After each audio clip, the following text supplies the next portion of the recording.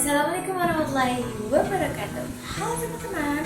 Di sini aku tuh mau mereview buku yang cocok banget untuk anak-anak remaja. Biasanya buku ini tuh kita jadi semakin kritis ya. Nah, jadi aku mau mereview buku apa? Buku Tan Malaka di penjara ke penjara.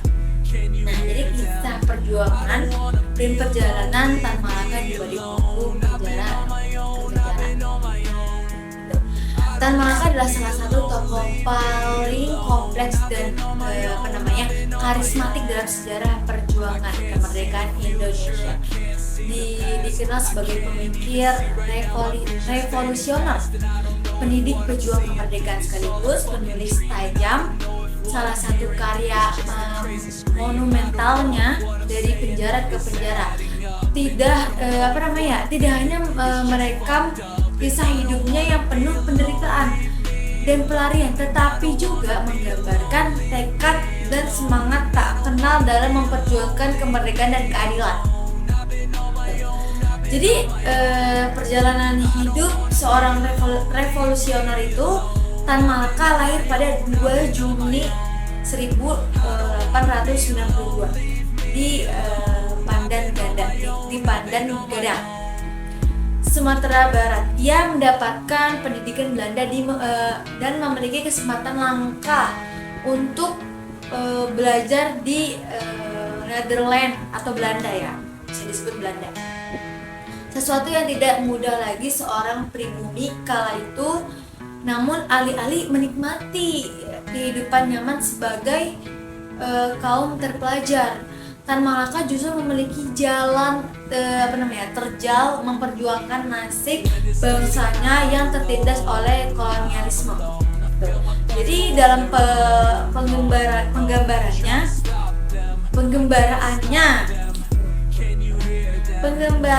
dia sempat menjadi buronan di berbagai negara karena pemikiran yang dianggap radikal oleh pemerintah kolonial. Dia pernah tinggal di Filipina, Thailand, Tiongkok, Singapura, bahkan Uni Soviet.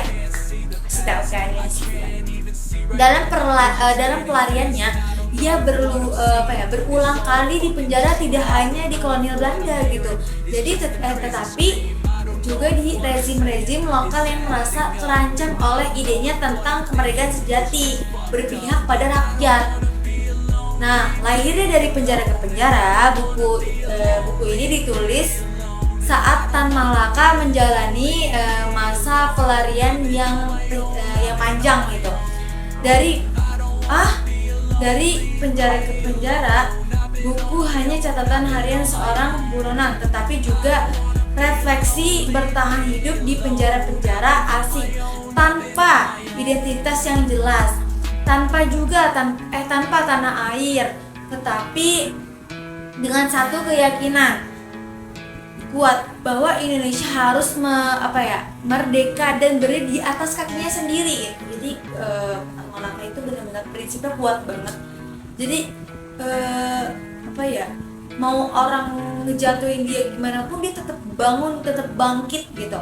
Nah, buku ini adalah saksi bisu dari penderitaan fisiknya dan mental yang dialami Tan Malaka gitu. Namun lebih dari itu, ini menunjukkan bahwa semangat perjuangan tidak bisa dibungkam oleh tembok penjara. Dalam kondisi yang paling gelap sekalipun, ia tetap menulis, tetap berpikir, dan tetap percaya bahwa masa depan bisa diperjuangkan.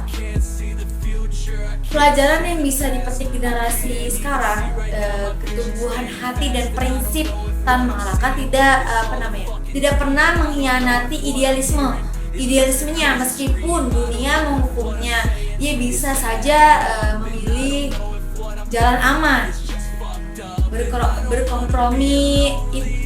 berkompromi dengan penguasa atau pulang ke tanah air, hidup nyaman sebagai kaum elit. Tapi ia tidak memilih itu gitu. Ia memilih jalan sunyi yang penuh resiko, karena ia percaya perjuangan yang sejati tidak bisa dibeli. Ilmu dan pemikiran adalah adalah senjata paling kuat saat banyak perjuangan mengangkat senjata. Tan Malaka memiliki pena dan pemikiran sebagai alat perjuangan. Gitu.